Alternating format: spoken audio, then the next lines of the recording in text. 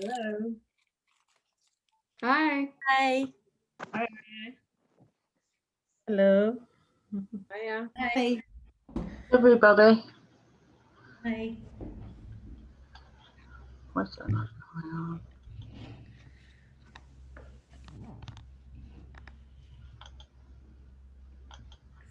Hi, everyone. I know we're waiting on a few more to join, but I'm gonna just kick off. So just wanted to thank you all for coming today to the Women's Policy Group webinar series. Today's event looking specifically at violence against women as a part of the 16 Days of Activism. I'm just going to do a quick intro to this series before handing over to our moderator, Helen, and then to our speakers. So my name is Rachel Paul. I'm the Women's Sector Lobbyist with the Women's Resource and Development Agency. And this event today has been a part of a general webinar series that we've been doing following the launch of the Feminist Recovery Plan. So most of you will already know this, but the Women's Policy Group back in July launched our extremely comprehensive Feminist Recovery Plan. 127 pages of evidence and recommendations on how to recover from COVID in a way that not only mitigates against the disproportionate impact it had on women, but to fully eradicate the pre-existing inequalities.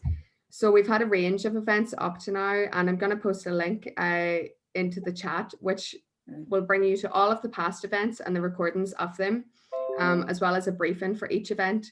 So I just wanted to start off to say that this event today is going to be recorded and will also be added to our website. So just if anyone does have any objections to being on the video, to turn your camera off. And Helen is going to take over with the moderating, and you'll be able to send her questions. So over to you, Helen. Okay, thanks very much. I'm absolutely delighted to be chairing this session today. Reclaim the Agenda is a very proud member of the Women's Policy Group, and this Feminist Recovery Plan was put together, all of it online, which was pretty amazing. There was no face-to-face meetings. Everybody just had to do it online. So it is a pretty amazing achievement. I've lost my notes.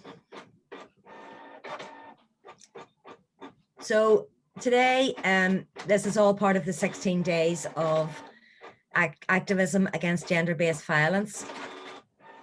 I'm just going to ask first, before we carry on here, if everyone can put themselves on mute who isn't talking, and that makes the sound a lot better for everyone.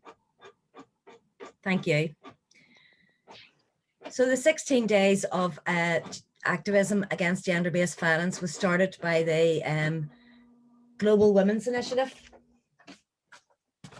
back in 1991, and it runs from the 25th of November to the 10th of December. So the Global Women's Leadership theme this year is protecting women in the informal workplace. And that couldn't be more important, because all of us are now no longer really in workplaces. We're all at home. We're all working in extremely difficult circumstances.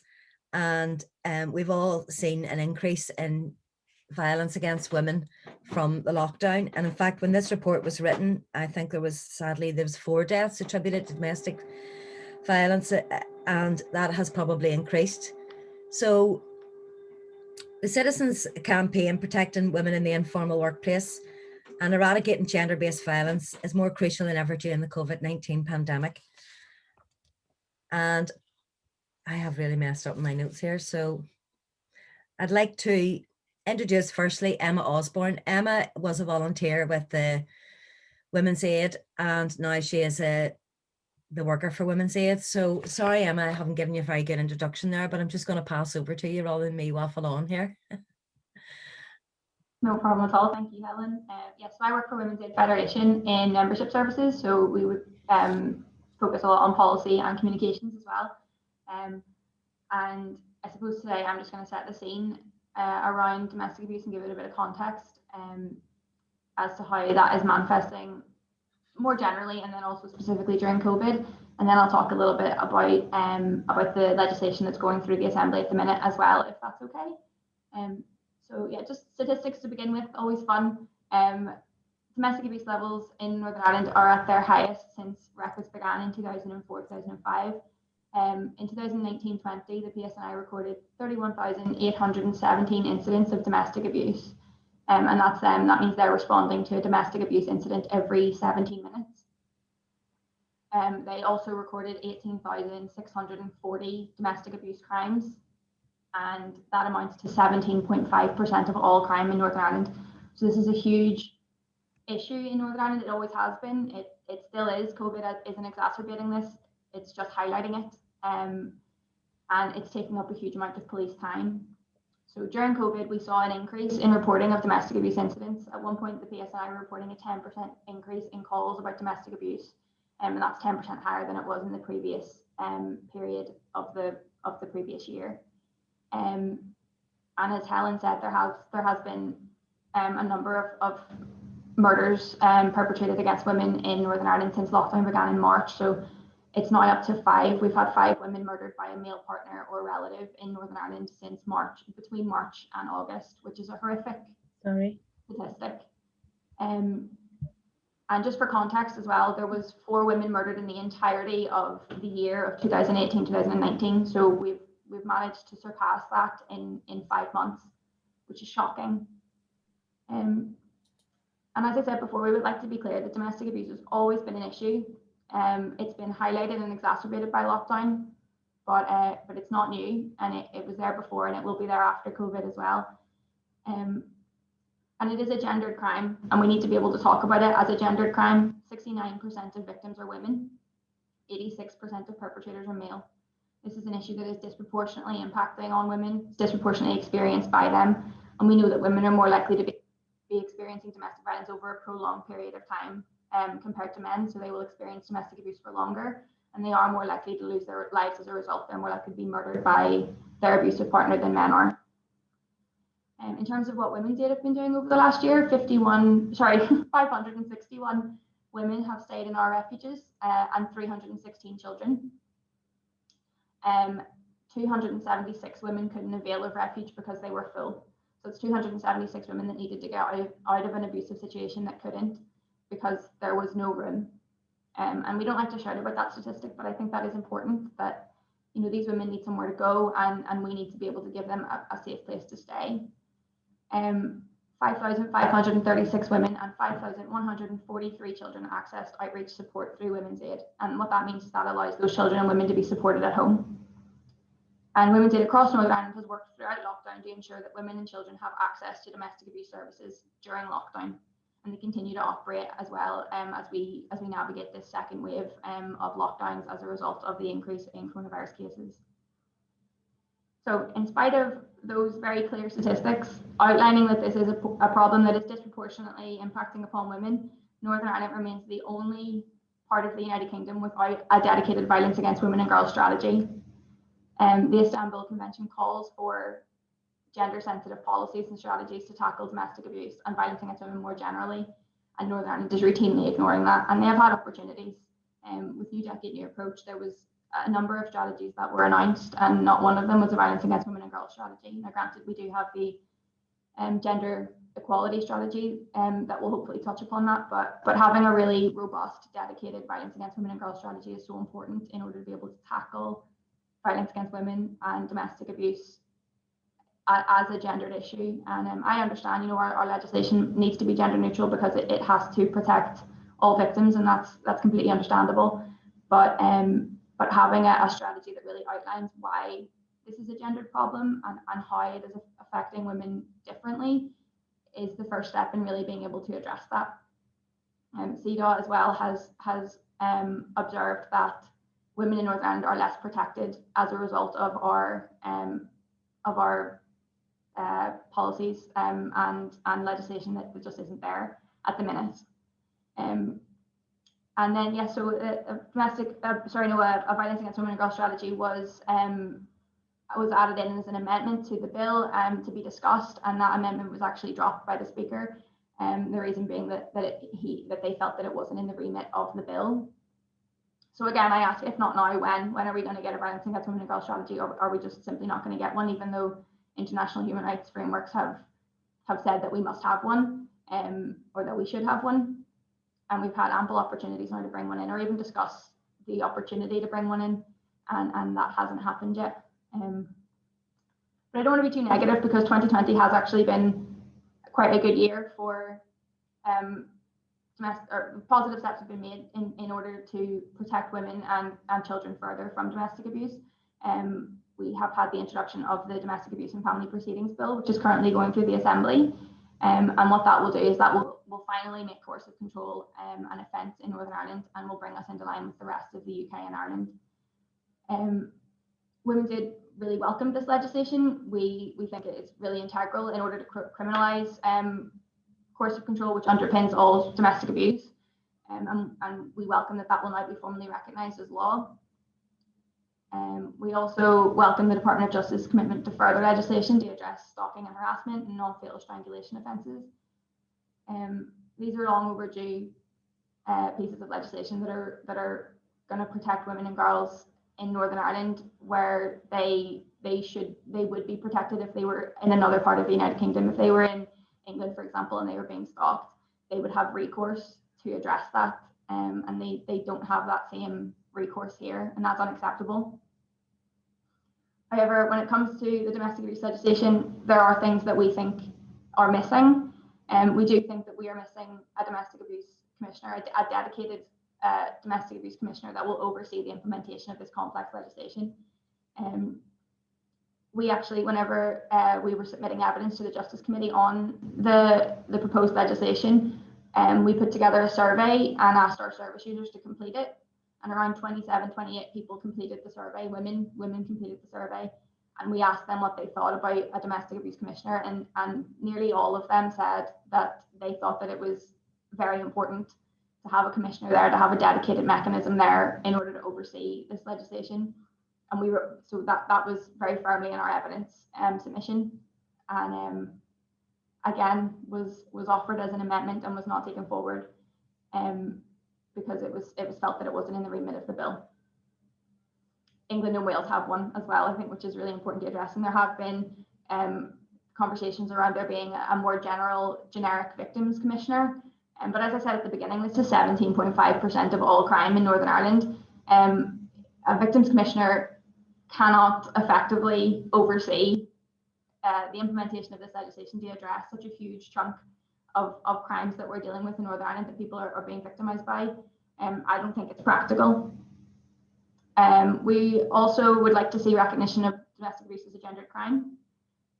We understand again that legislation is gender neutral for a reason. It needs to protect all victims, and we accept that, but the absence of that strategy is really quite glaring, and we would like that to be in place to acknowledge that violence against women and girls is a problem in Northern Ireland. The domestic abuse is adding to that, or is part of that, and is dedicated to then tackling that disproportionate impact.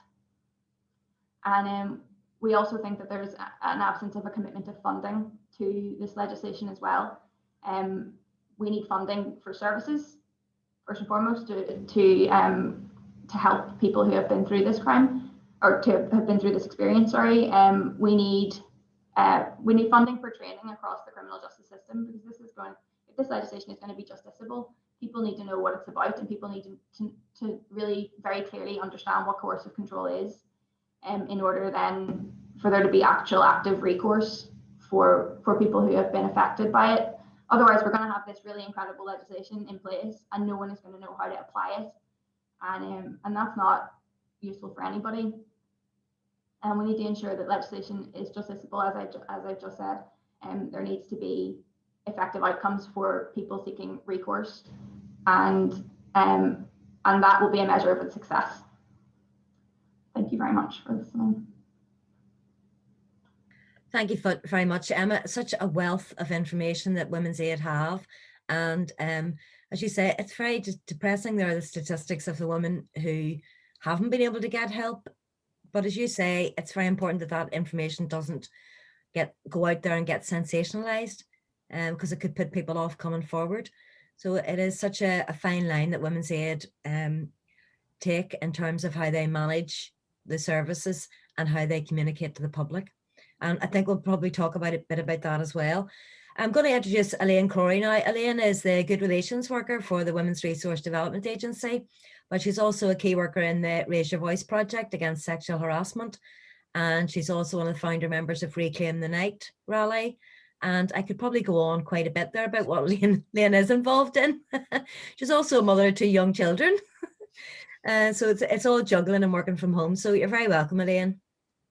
Thanks very much, Helen, and thanks, Emma and Rachel. Hello, everyone. Helen's already introduced me. And before I start talking about what Raise Your Voice is doing and how, you know, COVID has impacted on our work, just to mention, following up really from what Emma has said, this is the 16 days of activism against gender-based violence, and it's a mistake really to see gender-based violence just as domestic abuse. Of course, that's a huge part of it, but we've seen some sort of little informational videos coming out of the Assembly that have talked only about domestic abuse. And while that's huge, it's not everything. Gender-based violence includes sexual violence, it includes street harassment, it includes honor killings, and FGM, a whole variety of different things. And where that occurs is very often in intimate spheres, but that doesn't necessarily make it the same thing as domestic abuse or domestic violence. And this is something that we have been working really hard, like paddling frantically under the surface of the water to try and get into mainstream conversations with mixed success. And it really helps that we work together with loads of other groups in the Women's Policy Group to try and make those connections, show those overlaps, and make that a real focus of the work that we do. And we were all part together of the Feminist Recovery Plan, and hopefully all those things you can see interwoven together. So to explain what Raise Your Voice is, for those of you who don't know, it's a project of 4 different women's organisations. So there's Women's Resource and Development Agency, where I work. There's also Reclaim the Agenda, where Helen works. There's the Women's Support Network. I see Karen there.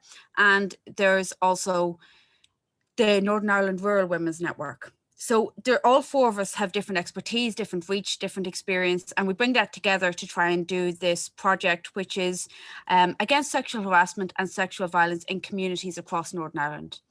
And the closer you look at that, the broader it becomes. So we've tried to take lots of different routes to try and tackle the same problem in multiple different ways.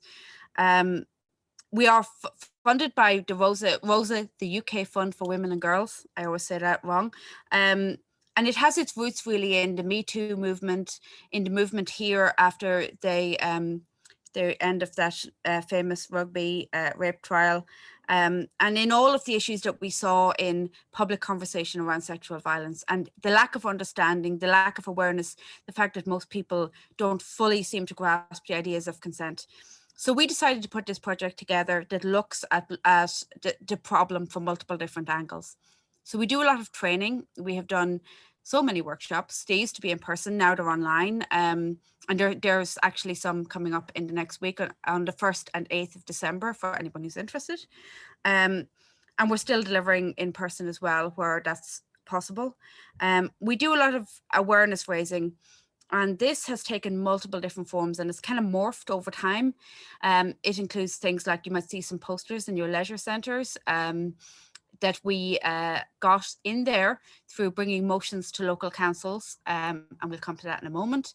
There is information put out online through our various social media channels and so on. And also there's a general, we really felt the need to pick up a bit of the slack that was left after the Gillen report recommended an awareness raising campaign. And then what we got so far has been ads on the sides of bus shelters saying, if there's not consent, it's rape. But it doesn't explain what consent is. It doesn't explain how you understand the various nuances of that. So it's, you know, it's not very useful. And we wanted to kind of pick up the slack and fill in more of the gaps there. And that has taken loads of different forms as well, because when you look at the Feminist Recovery Plan, there's sections in there about taking apart gender stereotyping. because that plays a huge role in sexual violence and indeed in domestic abuse and violence as well. These ideas that there's a certain correct way to be a woman, a correct way to be a man, and stepping outside of that, you know, can easily bring violence upon you, but also it requires a certain amount of silence, a certain amount of going along with things from women. And so we want to take all of those things apart. And that in itself is both awareness raising and also, you know, I suppose, policy making work. And we also do some lobbying. And I mentioned before that we've brought motions to councils.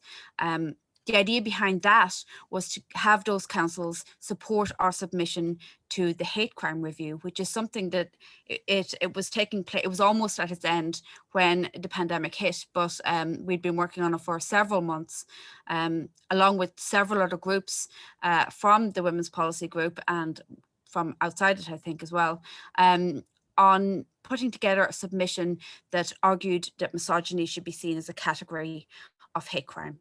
And we spent a lot of time on that, and we have continued to lobby on it because it's really important that we have these conversations. And then just last month, a sort of public incident happened which really underlined the importance of seeing misogyny as a category of hate crime. And that was the misogynistic attacks on women in Belfast by one individual man spread across a period of one evening. And that incident was almost the perfect microcosm for all the work we're trying to do. It talked about, it showed us what misogyny can do. It isn't always as public as that, but misogyny motivates a huge amount of violence against women and girls. And if we can start taking it seriously, talking about it seriously, and dismantling it, we can do a lot. We'll be a long way towards taking apart a lot of these crimes, because we can have better laws, but the real winner is if we can stop it from happening at the rate that it's happening in the first place. And you know, when we have such a problem with gender-based violence, it springs from those ideas that women are lesser than men, and that's all rooted in misogyny. So those attacks were an opportunity is maybe the wrong way of putting it, but they were an illustration of what we're talking about the disease of misogyny in our society. And they also happened to illustrate something else, which was the first thing the police did was advise women not to go out alone. And that was a clear illustration of the problem of victim blaming, which is another thing we talk about at great length in the Raise Your Voice workshops. But it's something that people, once they start seeing it, they see it everywhere. It comes from things like the police advice, which is not only not especially helpful, not least because several of the women were attacked in groups, but also it's damaging because it gives the impression that the onus is on the victim to protect themselves instead of on the perpetrator, or indeed our whole society to look out for perpetrators, to prevent this from happening and to tackle misogyny seriously. So that incident illustrated, again, the desperate need for the work that we do. But the fact is, an awful lot of the work that we're trying to tackle, sexual harassment and sexual violence, happens indoors, behind closed doors, and as a society, we don't do a great job of examining in detail what that's all about, and that is illustrated in the demand for the services that Women's Aid offer. So some examples of how this has increased or I suppose sharpened our focus during COVID. Obviously, sexual violence can very often be a weapon used in domestic abuse and domestic violence. And I think it would be a huge mistake to separate the two out completely. Very often, I do recall reading early in the pandemic, people saying, well, maybe there'll be a decrease in sexual violence because people won't be going out as much. And what's happening there is people are picturing a situation where people are being attacked on the street. And that's unfortunately not the reality. Very often this stuff happens within relationships, within friendships, in the home, in places where you should feel safe. And so therefore it's likely that it hasn't really changed in terms of numbers. We don't have the numbers for this year just yet, but the official numbers, but there's no reason to believe that it would be decreased. In fact, if anything, it may have increased because, again, people can't get out in the same way as in domestic abuse. Also, we saw governments, like the Irish government, came straight out and said to people, don't try dating in person if you're a single person. Have, cyber sex, basically. What they weren't thinking about, and again, because they're not thinking from the same point of view as we are, is what happens when your image is being, streamed into somebody's house. What can they do with that? They can video it, they can take screen caps of it, and then they can release it online. And just last week in the Republic of Ireland, although it certainly affected some people in the north as well, a huge number, hundreds of thousands, in fact, of images of women were released and shared online on a forum. The most intimate pictures, several of them were of people who were underage at the time the photo was taken. And the Gardaí came out just yesterday and said there's nothing we can do about that. So when you couple that attitude with the fact that governments are telling us, don't go out, don't leave the house, do this online, and not thinking about what's going to happen when your image is broadcast out there, it just opens up a whole new avenue for image-based sexual abuse, which is just another form, another variant of sexual abuse. So as much as COVID has challenged people in multiple ways, there's new avenues springing up constantly for new ways of people to exert sexual harassment and sexual abuse. In fact, in terms of workplace sexual harassment, you would expect that to go down now that we're all working from home, but no, because there's still online fora that people are using to verbally assault and again to send unsolicited images and so on to colleagues and to people who aren't necessarily the colleagues, but who they might be joined with in a forum such as this one. Obviously not this one's safe, but there are so many ways in which people can access people's email addresses, online profiles and so on, and continue the harassment from just using new technology. So unfortunately, no matter what circumstances change, there are always going to be a slightly different form of sexual harassment and sexual violence. And all of that is because we don't tackle it at the root causes. And the root cause has to be seen as misogyny. Something that people look at you like you've maybe grown an extra head when you start to raise it, like surely that's not a problem. And some of the debates that have happened in local councils around our motions that we've brought forward have been eye-opening, to put it mildly. And you think you get a little hardened and cynical to this. And then you hear some of the things that people say and you go, wow, there's new depths we haven't plumbed. People don't seem to grasp what misogyny is. They think that, again, taking the gender neutral approach, Miss Andrea is just as big a problem. Sorry, I couldn't stifle a laugh there. There's just an endless amount of unwillingness, I think, to really look the problem in the eye and say, we do have a society that undervalues women and that turns a blind eye to violence against women, whether it's domestic, sexual, or any other type of violence against women. And what we're trying to go for in the Feminist Recovery Plan is to take that and take it apart, show how we could go in at the roots and change that in a significant way. Separate to that, there's a bigger program of education that we need. And I don't mean we need, I mean society needs worldwide. It's a worldwide issue. It's not just Northern Ireland. And that's something we've been trying to chip away at with Raise Your Voice, but there is so much more to be done. Just yesterday, Women's Aid launched their guidelines on how newspapers should report on cases of domestic homicide and domestic violence. And it was a fantastic set of guidelines. You can probably find them on the website, I'm sure. I shouldn't be saying that without checking with Emma first, but I'm sure they're on there. And this is something we've been working on regarding sexual violence as well in Raise Your Voice, and something we'll hopefully work on again in the future. There's so much that can be done in terms of educating the public about these issues. So I will leave it there, and thanks so much. Thank you very much, Elaine. Yeah, there is so much to be done. I mean, we look at the amount of legislation we already have that is to protect women, but we don't see any figures reduce on the amount of violence against women. We see the refuges having a higher demand. We see prison sentences, all of these things, but domestic violence still increases. So it is a massive educational project there. And I think whenever you mention misogyny, I know we had this with some counsellors who were very supportive of the work we were doing, very supportive of Women's Aid and all of the work that goes on. But when they saw misogyny, they brought in misandry, and we were like, no, this isn't, it's not about balance here. And I think that the reporting of this here is very important in terms of how media reported. Emma, do you want to come in there just about the launch yesterday, what you are trying to do there, just to give people an outline?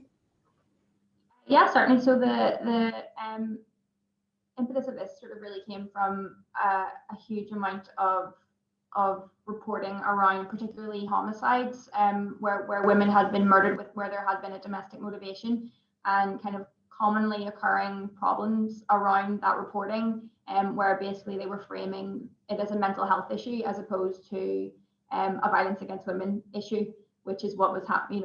Men were killing their wives, and we were asking, oh, what happened to make him snap?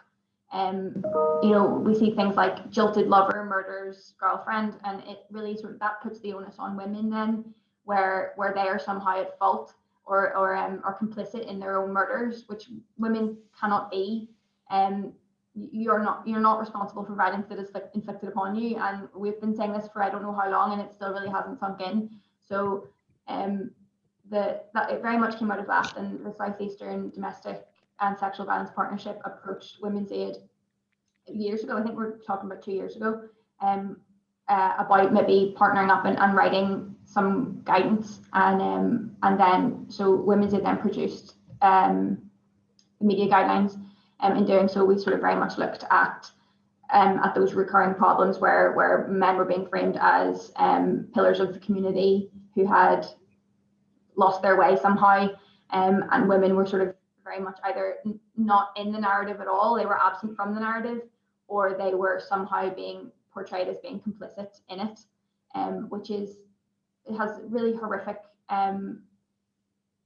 outcomes for the families that are left behind reading those stories and having to sort of relive that over and over again, and it is that trauma then that they're left with.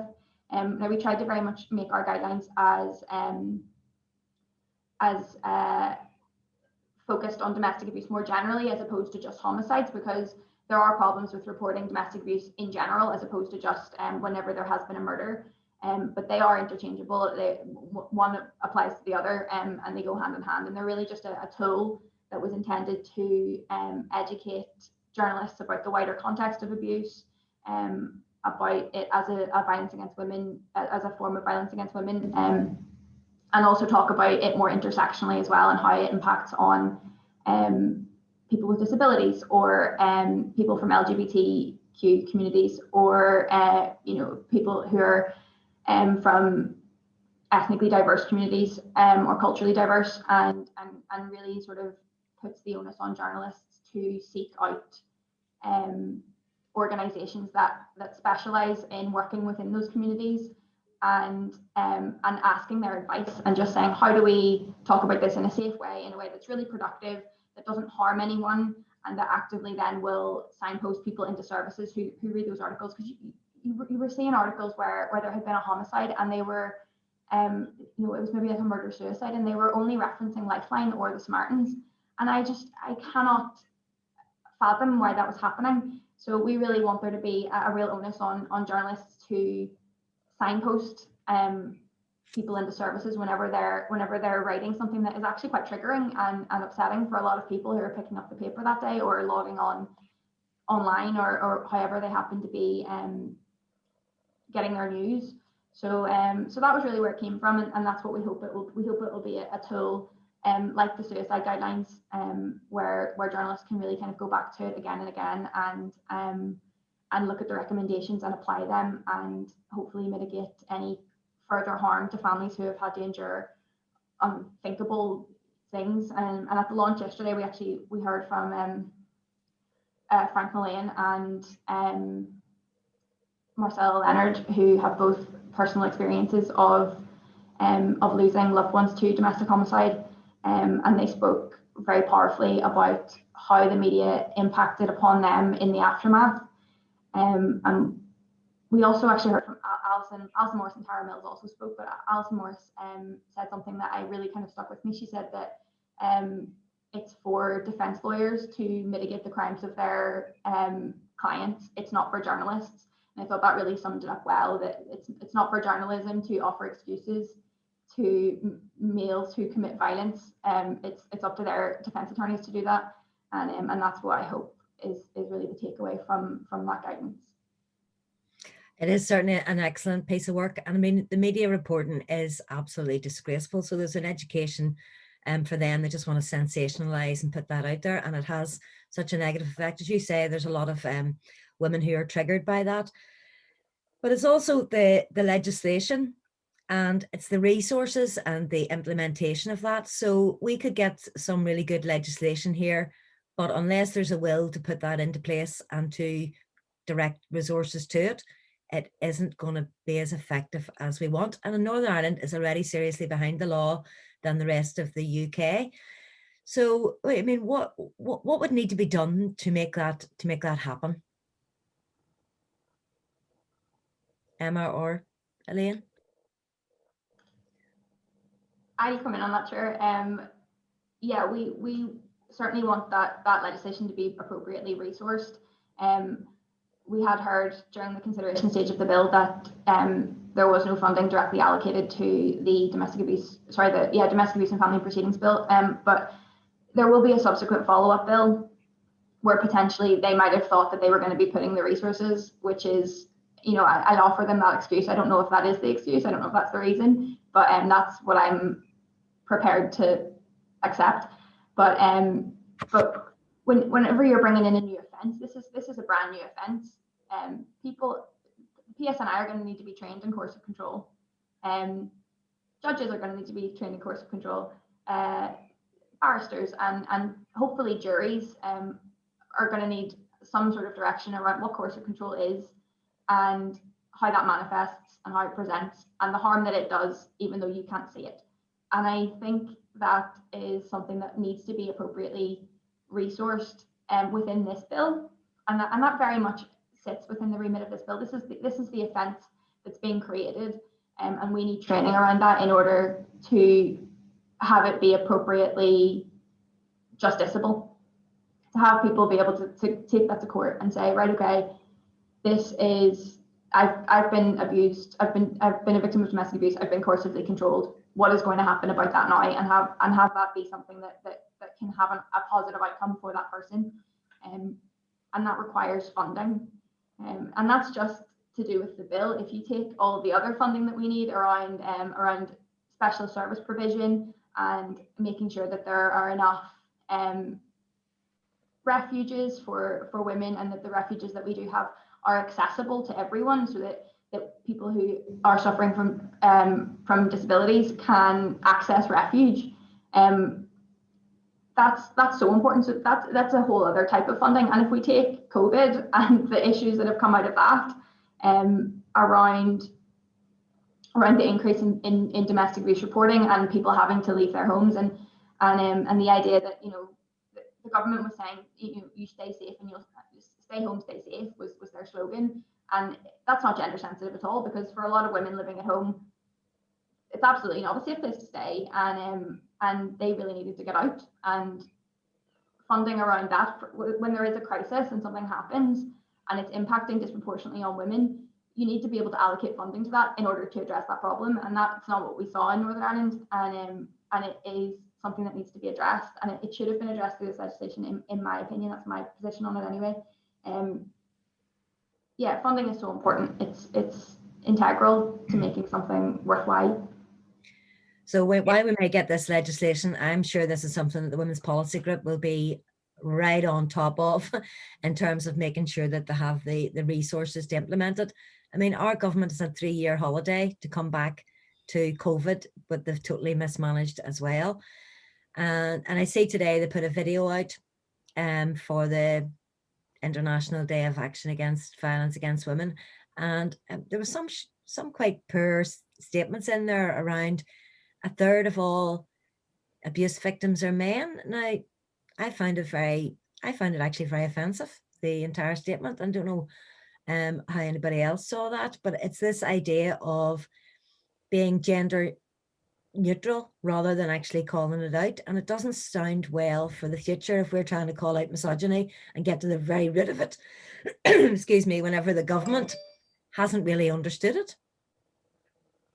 Yeah, I think those sort of gender neutral statements don't really capture the reality of what the different dynamic that goes on in gender-based violence, the difference between being targeted because of your gender versus being a victim of violence. And as Emma mentioned in her presentation earlier, 86% of perpetrators are male. So it's not always a male-female dynamic that's going on. Otherwise, you would see an equal percentage. But there's lots more I could say about that particular approach that the government have taken. But going to Emma's point there about funding, there's no point in creating an offence and then not providing any training on what that is and how it manifests itself and what the dynamics are. And it's hard to have any faith that that's going to be done well when the understanding evidently isn't there sometimes to begin with about the gendered dynamic that goes on in gender-based violence. And we're now, speaking of sexual offences, we're now 2 years past the Gillen report being out, and there were 200 plus recommendations in that, and we've only seen a tiny number of them even looked at. And like I mentioned about the awareness campaign, not done effectively, not done in the kind of way that Gillen explains in great detail in the report what kind of education program he wants, and then what we get is pointless adverts on bus shelters. If you're not going to do it properly, it's almost worse than doing it and saying, right, we're done and we're going home. It's very hard sometimes when you're campaigning for this stuff to point at this and say, and be taken seriously when you say it isn't being done right. It's not being done right, but they think that the fact that it's being done on paper is enough. None of that's going to work if the jury that are sitting listening to your case understand the dynamics that were going on. How are you going to get a conviction for example, an offence of rape if the jury do not understand what consent is and your entire case rests on, I did not consent? The answer is you're not going to, which is why we have such low conviction rates in sexual offences, particularly in rape. Dismally low, less than 2%. And that's, even as reports are increasing, prosecutions are decreasing because the prosecution services are reluctant to bring cases where they don't think they're going to win. And it's a self-perpetuating cycle, and you end up in a situation where, with a very low faith from the PPS and so on in getting a conviction, fewer cases get to court, and then of the ones that do, even smaller and smaller numbers actually are found guilty. And the goal, of course, is not to have a huge number of people found guilty and go to jail. The goal is to have an understanding of what consent is and isn't. And really, it would be ideal if we were seeing the numbers of reports going down. But we're not going to see that if all we get in terms of our education around what is and isn't consent is an advert on a bus shelter. I don't want to be excessively negative about it, but you need serious resourcing, and resourcing that's cross-departmental. It isn't good enough just to create a law. You have to then make sure the education is there for, as Emma mentioned, judges, juries, prosecutors, and so on. But you also have to have that education happen in the community and on the ground and in schools. And when it comes to issues around consent and so on, if the education isn't there, despite the fact that the law is what the law is, you will still have defense lawyers doing, mitigating on behalf of their client, as Alison said yesterday, by turning to the jury and saying, but why didn't she scream and shout when she was being raped? Then maybe it's not really rape, despite the fact that they know as well as I do that most people don't scream and shout. And they are playing to what they believe are the jurors' prejudices that already exist. And without that education, not just for juries, but for anybody, any Joe Soap or Jane Soap who might end up on a jury someday, they will keep playing to that. So this funding has to be really root and branch, and there just never is enough effort and money put into these things in the way that you would really need it to be done to be fully transformative. Of course, the money trees blossom. Now we're all going to be getting a £50 voucher or £200 per household, whatever. So sometimes it isn't really about money. The money can be there. It is about the willpower to make this happen.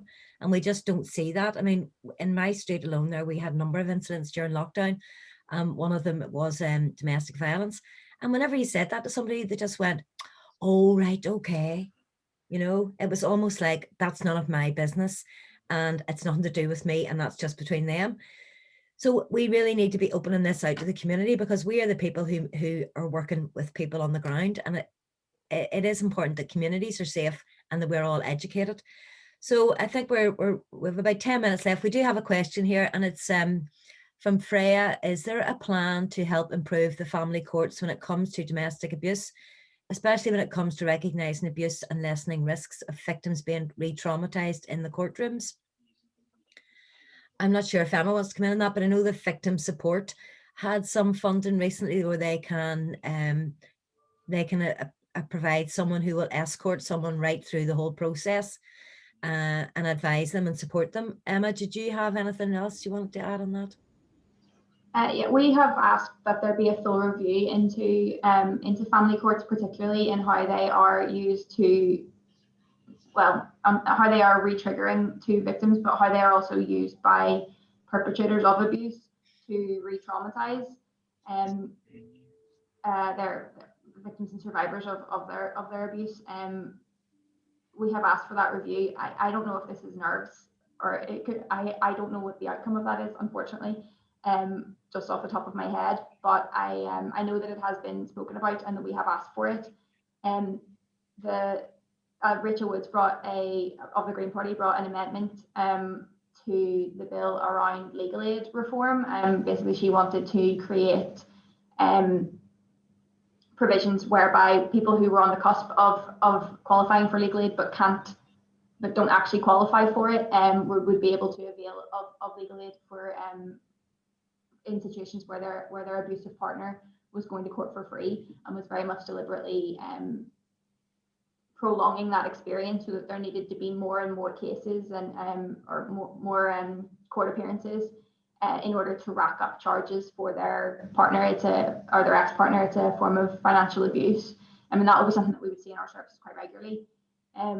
There's also a discrepancy between two courts in Northern Ireland. So there could be a situation in going through criminal court about domestic abuse, while there is a custody hearing in family court, and that judge is making decisions on that custody arrangement without any knowledge about the domestic abuse case going on in the criminal court. So we really do need a review into how the courts operate in Northern Ireland, so that they can be, so that those factors that are really re-traumatizing people can be mitigated as much as possible. Hopefully Amendment 14 is everything that Rachel Woods wants it to be, because I think it would be incredibly useful for a lot of women going through that process and who are being financially abused in the most heinous ways. Thousands and thousands of pounds that have been, sort of racked up in bills, that they're now left to pay, and it's insane. So hopefully that turns out, or that comes through and it goes through and is useful. In terms of a review, we'll keep pushing on it, certainly, and hopefully that comes out as well. Thank you. There's so much negative things happening out there. It can be a bit overwhelming sometimes, but if we look at where we've come from 10 years ago, we can see change, and we are the people that will make the change for the next generation coming forward in the next 10 years. And we're sort of coming in to the end of this now, but I'd like maybe just a wee sum up, Elaine, about, I know Raise Your Voice Project is doing a lot of really good work in the community in terms of educating, and there's a number of things that people can do, and it's very empowering that we do these things and have these conversations. Elaine, I'll just give you a few minutes there to sum up, and then we'll go to Emma. Thank you. Yeah, so Helen just mentioned some of the work Raise Your Voice is doing, and as well as workshops. We are running awareness campaigns of our own, and we've got one running at the moment. It started yesterday to coincide with the start of 16 days of activism, and it's about sharing stories, and we are encouraging people who feel able to and safe to do so, to share their stories of sexual harassment or sexual violence, focusing really on the impact that it had on them. We're hoping it will have an educational effect on people, so that they become aware how things that maybe they don't see as serious incidents do have long-term impacts on people. We also encourage people to, get involved with the project. You can sign up to a e-zine and so on our website, and you can find out what else we're doing. But also a really important one, I think, is we encourage people to have these conversations with the people in their lives who might need to hear it. And that's anybody really, anybody you feel comfortable talking to, particularly I think young people, because we have such patchy sex and relationships education in school, if we have it at all. And then after that, it's the luck of the draw, what kind of conversations you get in your own home. So we're encouraging people to talk about consent and about understanding it. We're encouraging people to talk about attitudes, deeply ingrained attitudes about the genders and about normal behavior around sex, for example. We're encouraging people to think carefully about the media they consume. We actually have an event that's coming up as part of Human Rights Festival next week. I think it's on the 9th, around consent in the media, focusing on how Normal People has done a really good job of showing how consent should work and how badly it's been handled sometimes in the past, nearly all the time, to be honest. But having these conversations and making a safe space in your life where you can talk to these people, male or female in your life, who need to hear it. It is one of the major things we encourage at the end of the workshop, because it can feel like an onslaught of terrible news. And so it's really important, I think, to take some power back and say, right, here's how we can improve things. Thanks, Elaine. And it isn't always just about getting balance. That's a very misconstrued outlook on it, that it is about balance. This is about equality. And this is about us having equality and being valued. And that just isn't happening now at all levels of government. I think the fact that the government actually put the women's aid, the domestic violence and sexual abuse helpline out to tender was an absolute disgrace when the rest of the UK didn't. But here they saw it as it's all about balance. Everyone should have equal opportunity and all the rest of it, rather than leaving that with the experts. There's an awful lot of preconceptions that our government at Stormont really need to give themselves a shake about, and I know that Rachel from the Women's Policy Group is on their case daily. They are not getting away with too much, but it is a hard for women to get a seat and an ear at government. We've had to fight to get there. Now we have seen some groups who manage to just walk in there without any resistance at all, and it's very dangerous. We need to be really alert and really, really pushing forward and not letting them away with anything. So anybody with Twitter accounts sees anything wrong, get in there straight away. Emma, I'm going to give you the closing remarks on it. Thank you. I just very quickly just wanted to tell you a little bit about what Women's Aid have got going over the 16 days, if that's okay. So yesterday, as was previously mentioned, we launched our media guidelines. We also launched our 16 Days of Action campaign, which closely mirrors what Elaine was talking about, in that we asked our service users to produce messages around their experiences of domestic abuse, and they did that through writing letters, or some of them created art. We had children who showed us their drawings, and we got staff then to read out their messages out loud as like a voiceover, just to protect their anonymity. And we produced videos, so there's 16 of those going out over the next the next 14 days now, I suppose. And then also we launched a campaign today to raise awareness around domestic abuse, particularly during lockdown. It's called Unlock Your Lockdown, is the hashtag if people want to follow it.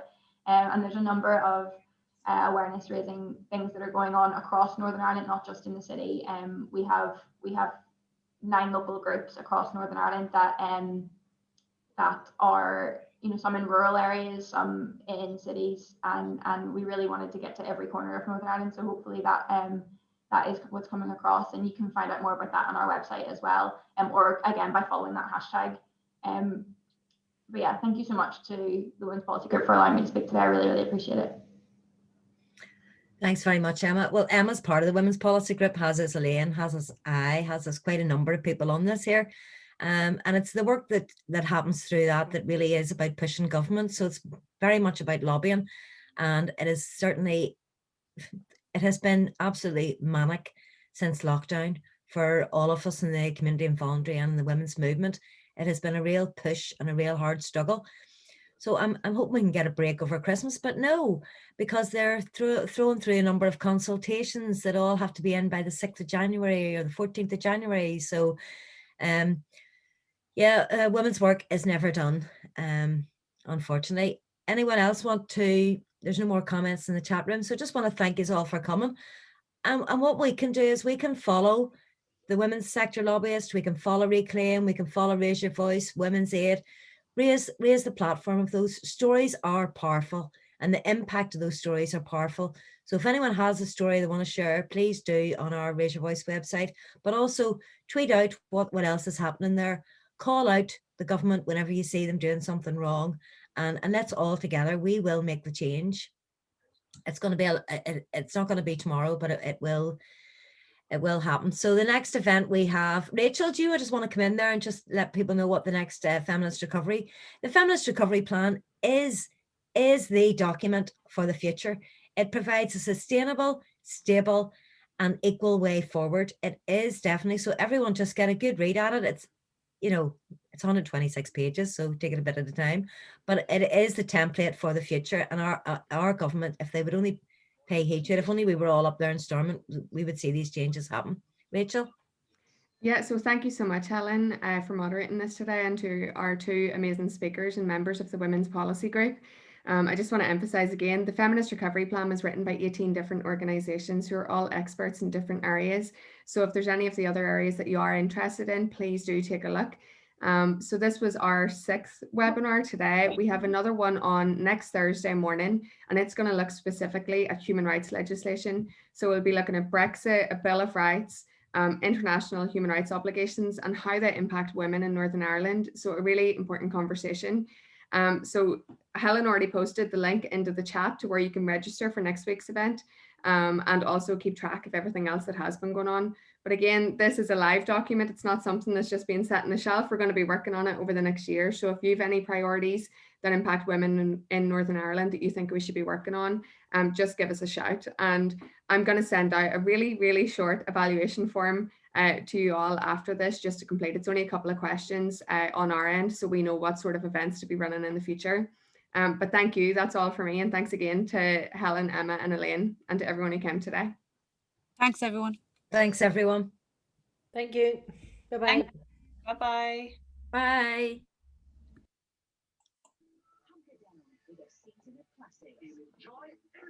The joy.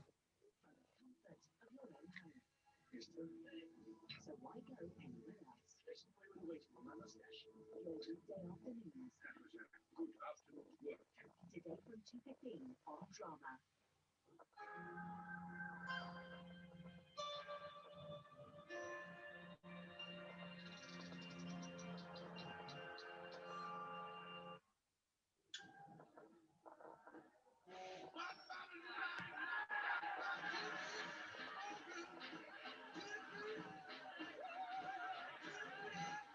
Sometimes Well people leave it done. on. Oh, great. Yeah, I think that went really well. Yeah, Thank you, Helen. That was went really brilliant. well. Yeah. Notes at the start there. But there was a problem with, did you hear that? Emma Osborne, she was, her volume was sort of like in and out. You had to strain to